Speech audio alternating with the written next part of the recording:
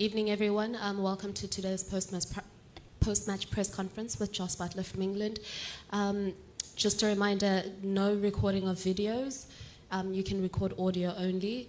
And to please ensure that you mute your cell phones, please. And make sure that you use a microphone before you ask a question or you have a microphone in hand. Thank you, Danny. Hi, Jos. It's got to be...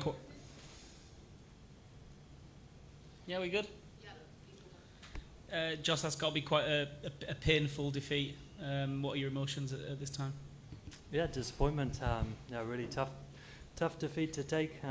Obviously, we were disappointed in Delhi and had a good few days and worked really hard and did a lot of things, hoping to put it right today, but didn't work out.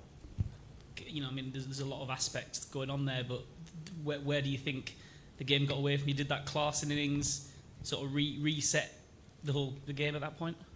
Yeah, I think that was the main bit of the game. We had them 5 down there, and if we could have found a way to break that partnership and take another wicket, we could have looked like restricting them to 340 or 350, which probably would have been a really good chase on that pitch. I think getting up to 400 was an excellent score. It sort of took the wind away from us, and it was always going to be tough from there. We needed everything to go perfect to pull off a chase like that. And conditions-wise, there was a bit of cramp going on. There was people looked best will in the world, knackered, sick, unhappy. Any regrets on your part for your choice at the toss, really, and not sort of sticking South Africa in and letting them have a bit of that? Yeah, I think you always reflect after games and sort of question your decisions. Certainly with hindsight, the sort of physicality of that innings, potentially batting first would have been a better decision. But I'm not going to sort of sit here and question that in that sense and sort of say you should have done this or you should have done that. It's a decision I took at the time. I thought it was the right one, and I still believe if we were chasing 340, 350, we would have done really well in those conditions.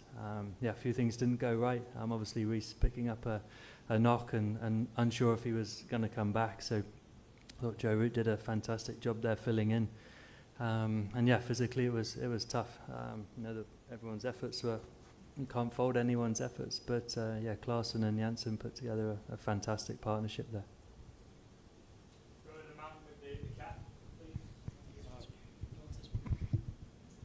Of course, it's a big chase.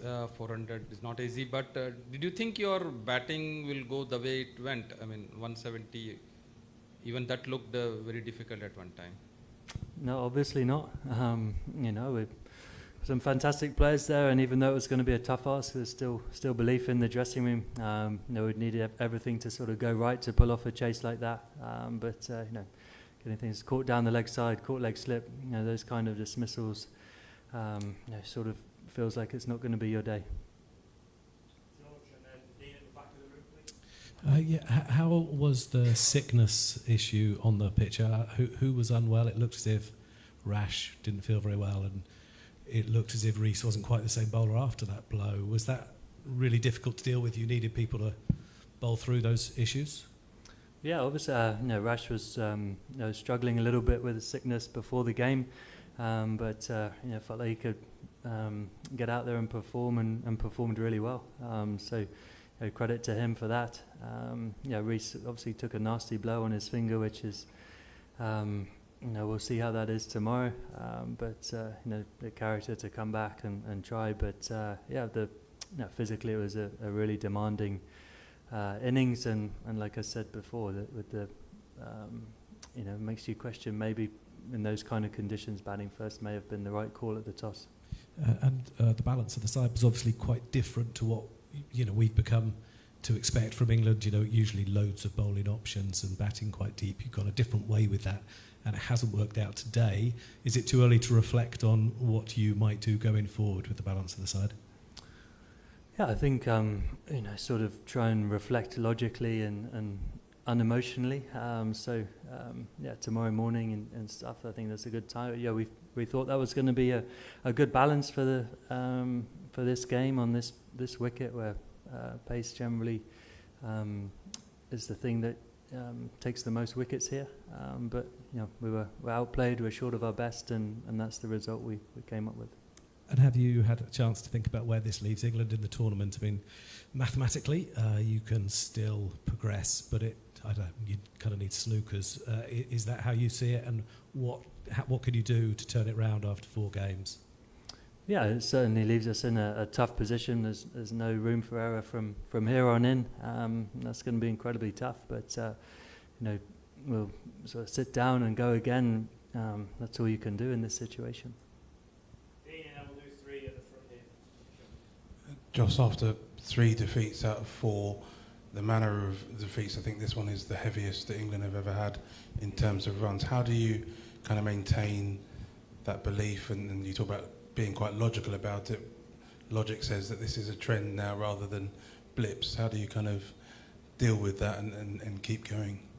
Yeah, with complete honesty. I think it's obvious that we're not performing to our best. It's my job as captain and along with the rest of the team to work out how we can get back to playing that brand of cricket and the style and the not just only that, but sort of just playing to our potential and getting back to our best. So effort is comes down to a lot of that. A few things here and there which we need to keep challenging ourselves on and working on. And in this situation, that's all you can do. It certainly won't be anyone giving up or having those kind of thoughts. We'll just have to dust ourselves down and stick our chests out and go again. And is this the toughest spot that you found yourself in as an international cricketer? Been in a few. I've certainly experienced plenty, I would say, in my career. So, which makes you feel like you're in the best possible place you could ever be to deal with something like this. So I've gone through lots of ups and downs in my own career and teams I've played in, and there's certainly challenges, but from challenges come opportunity, and that's certainly the lens I'll be looking through. Just before the World Cup started, the general impression in India and expert opinion was England team was better than 2009 team. That was the perception. Now with 3 defeats and India, Pakistan, Australia, they're qualifying for the last 4 may be difficult for you. Yeah, it's going to be incredibly difficult. We haven't left ourselves any margin from this point in, but we'll keep the belief. Hi Josh, is frequent traveling taking a toll on the boys? Do you consider this as a setback for the boys that after every match you have to travel to different cities throughout the World Cup? No, I think we knew that was going to be the case with our schedule, and lots of the guys have played IPL cricket and know what it's like to travel and through it, and we're all incredibly professional, so we won't be using that as an excuse. Hi Jos, was there some unhappiness from you guys for the way that Heinrich Klaasen celebrated his century, and what was the chat around that on the field after he celebrated his 100? Oh no, I think he was obviously emotional to score 100. I don't think he needed to celebrate in Mark Wood's face, and credit to him, he recognised that a couple of seconds after and he apologised. So he played a great knock, and I think he apologised straight away. So there's no feelings there.